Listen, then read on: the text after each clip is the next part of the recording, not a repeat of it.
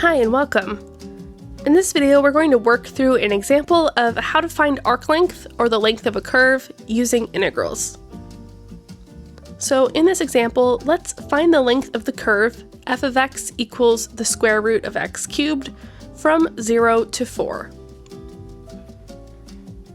Alright, so our formula for arc length is that we look at the integral from a to b of the square root of 1 plus f prime of x squared dx. This is our formula, and now we just need to find all of the pieces to put in order to use it.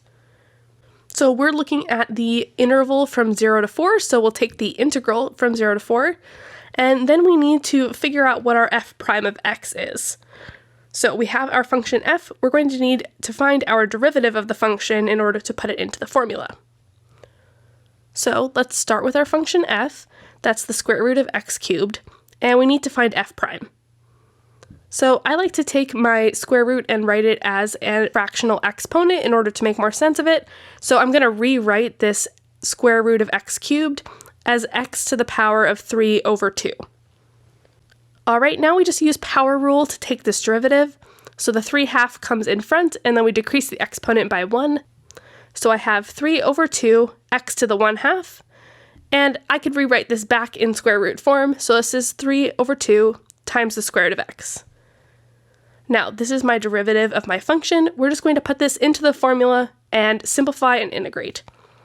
So we're looking at the integral from 0 to 4 of the square root of 1 plus 3 over 2 square root of x, that whole thing squared.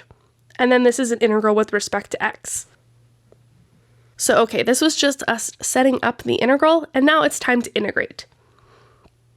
So you can see this is looking a little complicated.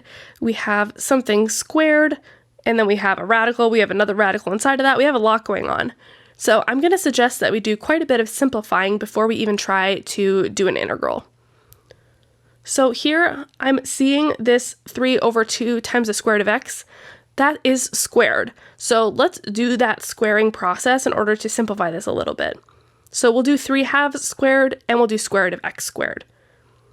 So 3/2 squared is 9 over 4, and then the square root of x squared is just x. So now I'm looking at the square root of 1 plus 9/4 x. So this is looking a little simpler, and now I think we can just do a u substitution in order to integrate this.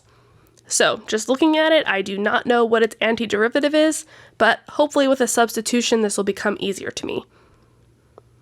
So let's let u be what's under the radical, so 1 plus 9/4 x, and then the derivative of u is then just 9 over 4 dx.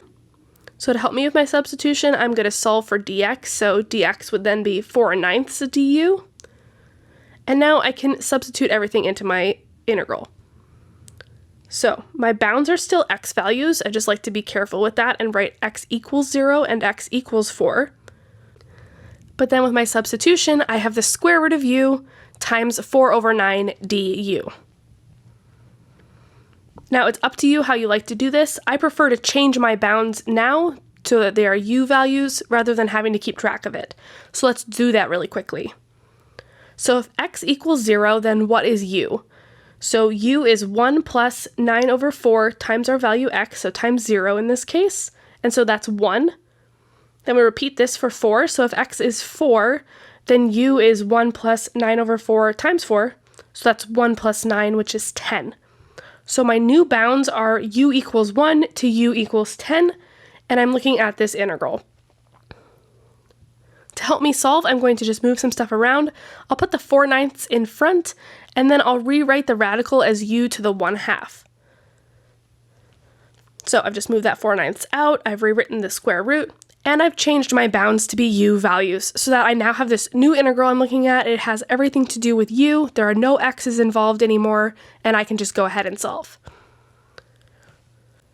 Alright, so let's go ahead and do this integral. When I do the antiderivative of u to the 1/2, I increase the exponent by 1 and I divide by that new exponent. So I'm going to have 1 over 3/2 times u to the 3/2 power.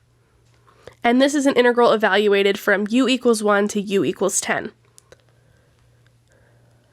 Now, before I go ahead and plug all this information in, I'm going to do some rewriting. There's really a lot of algebra in this, so this relies on a lot of previous skills. So be kind to yourself as you're doing this. You do have to remember a lot of some older math you've probably learned in the past. So first, looking at that complex fraction, I'm going to rewrite 1 over 3 over 2 as 2/3. And then I'll take u to the 3/2 power and just put it back in square root form to help me out. So okay, we have now the square root of u cubed, and we just need to evaluate from 1 to 10. So I'm just going to go ahead and put those in. So I have 4 over 9 times, then I have 2/3 times the square root of 10 cubed, minus 2/3 times the square root of 1 cubed. I've put in my 10 and my 1. And now we just need to simplify. So both of these have a 2/3. I'm going to factor that out. And then I have the square root of 1,000 minus the square root of 1. How you do this is really up to your personal preference. This is just what makes sense to me. Honestly, you could type this whole thing in a calculator and get a decimal. That'd be fine too. Now, if I multiply those fractions, I'm getting 8 over 27. And then I have the square root of 1,000 minus 1. So, okay, this is our exact answer, but it doesn't really look like much. It doesn't mean a whole lot to me. So I am going to type it in a calculator to get an approximation. And I'm getting approximately 9.07. So, okay, what is this? This is our arc length, and we can say this is the length of our function f of x, which is the square root of x cubed, from 0 to 4, and this length is approximately 9.07. And there we go, that's it. As a comment, I often do like a little sanity check here. I just make sure that my answer is positive, so it makes sense that the arc length should be a positive value since it's the length of a curve. We typically think of lengths as positive, so this is good. We have a positive value. Alright, so just one note before we close this video. As you might have noticed in this problem, it got pretty complicated pretty fast with all these square roots and finding the derivatives and doing the substitution, and this is often the case with arc length problems. So they're often very difficult to integrate by hand because of the square root that's in the formula. So they typically require some kind of complicated substitutions or just a lot of steps. And so for this reason, I personally think it's most important just to know that we can use an integral to do arc length and then to be able to set it up properly.